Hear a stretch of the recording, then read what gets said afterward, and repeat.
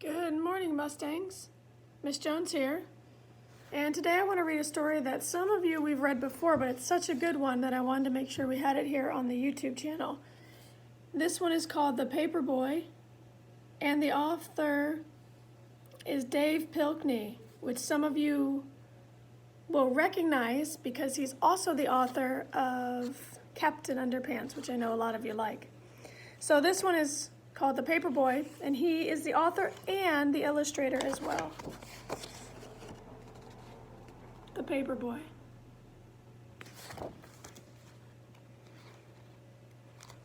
I love these illustrations. You see here the paper truck, the truck filled with all the newspapers, heads out earlier in the morning so that it can get the newspapers delivered, because a lot of people like to read the newspaper and check the news as soon as they wake up.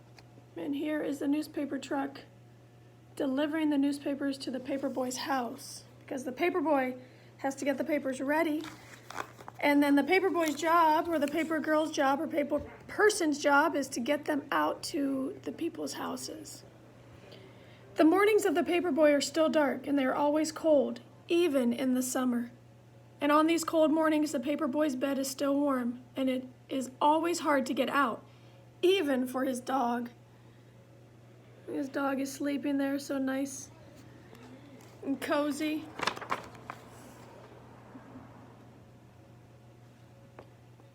But they do, because they have a job to do. And so it is their responsibility to get those papers out.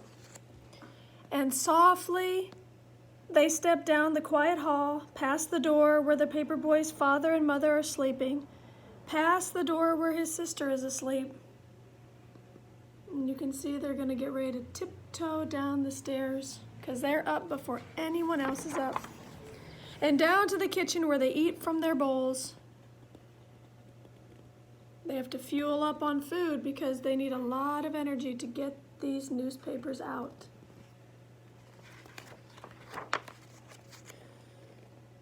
And out to the garage where they quickly fold their papers, snapping on green rubber bands and placing them in a large red bag. So the newspapers come flat in a stack, and so the paperboy rolls them up and puts that rubber band around. And that way it makes it really easy for the paperboy to toss the newspapers onto the people's porches or in their front yards. It's hard to ride a bike when you are loaded down with newspapers, but the paperboy has learned how to do this, and he is good at it. So there he is his bag full. He's got his front headlight on his bike, and he and his partner, his little dog, are headed out to do their job. The paperboy knows his route by heart, so he doesn't even think about which house to pedal to. Instead, he is thinking about other things, big things and small things. And sometimes he is thinking about nothing at all.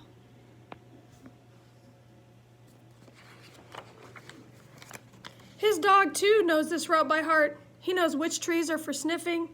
He knows which bird baths are for drinking, which squirrels are for chasing, and which cats are for growling at.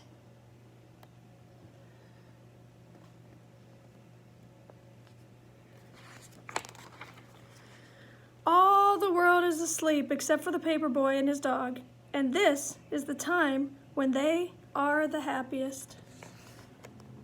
So you can see everyone else is asleep, everything's dark, but you see the paperboy's bicycle light shining through. But little by little, the world around them wakes up. The stars and the moon fade away, and the skies become orange and pink. The sun is rising. And when the paperboy has delivered his last newspaper, he and his dog race home, and his empty red bag flaps behind him in the cold morning air. If you remember who I said the author was, this picture you might have a connection to another character in another book.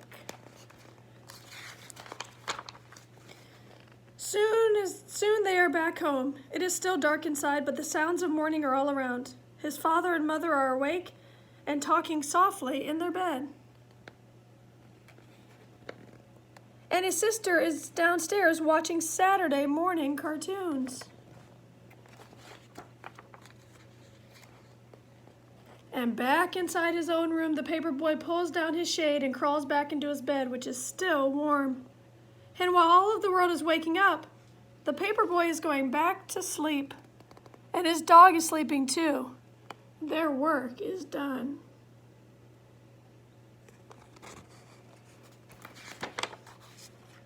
And now is the time for dreaming. So the Paperboy and his dog, they were responsible. They delivered all those papers. They got up early, even when they might not have wanted to, but they knew that people were counting and depending on them. And then once they were done, they got to go back home and take a little nap while everyone else was just waking up. All right, Mustangs. Hope you have a great day. Take care.